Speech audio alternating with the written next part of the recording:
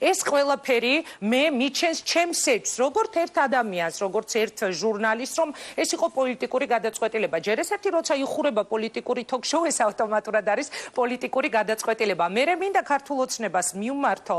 ძალიან ხშირად გააკეთებინებთ ხოლმე კომენტარს ბატონ გოგი თოფაძეს, იმიტომ რომ ხშირად რასაც შიგნით ამბობთ, ამ ადამიანს გარეთ გამოაქვს. მაქვს ასევე ერთი კითხვა, რა იცის ბატონმა ვოლსკიმ უახლოესი 6 თვის განმავლობაში თურმე რა უნდა შესთავაზოს ტელეკომპანია იმედმა. მე მაქვს ჩემი ეჭვი, რომ ტელეკომპანია იმედმა შეასრულა დიახაც პოლიტიკური გადაწყვეტილება, რომლის ავტორიც თქვენთვის კარგად ცნობილი და ჩვენთვის არის ბატონი ბიძინა ივანიშვილი. მე ასეთი ეჭვი მაქვს. მე ვერავინ ვერ მომთხოვს, რომ არ მქონდეს ეჭვი.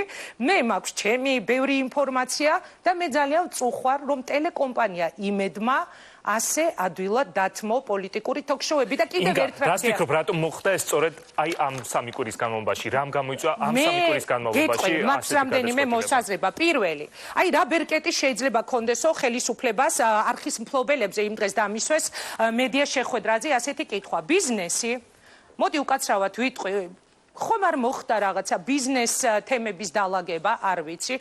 მეორე, შენ შეიძლება არ გინდოდეს ხელისუფლებასთან ურთიერთობის გაფუჭება და მაპატიეთ, მაგრამ შეიძლება ეხა ძალიან გაგეცინოთ თქვენ, მაგრამ როდესაც ჩვენ ერთად ვიყავით ყველანი ამერიკის შეერთებულ შტატებში, Facebook-ზე წავიდა ძალიან უცნაური კამპანია ქართული ოცნების ეგრეთ წოდებული შავრაზმული ჯგუფების მხრიდან, სადაც ჩვენი ერთობლივი ფოტოების დაშიარება ხდებოდა და იყო ასეთი მოწოდებები, რომ კარგად დააკვირდით ახლა, ესენი არიან წასულები ამერიკაში, იმიტომ რომ შემოდგომაზე რაღაც მოაწყონ ტელევიზიებიდან, ხომ არ უკავშირდებოდა ეს ყველაფერი ამას და კიდევ ერთი ამას ხუმრობითაც ვამბობ და არა ხუმრობითაც. მოდი ვიტყვი ამას დავარქვათ ნახევრად ხუმრობა. რა ქვეყანაში გვინდა ცხოვრება, სადაც ვიღაცასთან გადაღებული სელფი დაუშვათ ამ შემთხვევაში ჩემი და გიორგი გაბუნიას ერთად გადაღებული სელფი შეიძლებოდა ეჭვის საბაბი რომ გამხდარიყო? მე ეს კითხვები. ამ შემთხვევაში ფოტოს თუ დავდებთ, უნდა გვეტყობოდეს რომ ძალით ვართ და არ გვინდა ერთმანეთთან. რასაკვირველია და კიდევ ერთი მინდა რომ თქვა,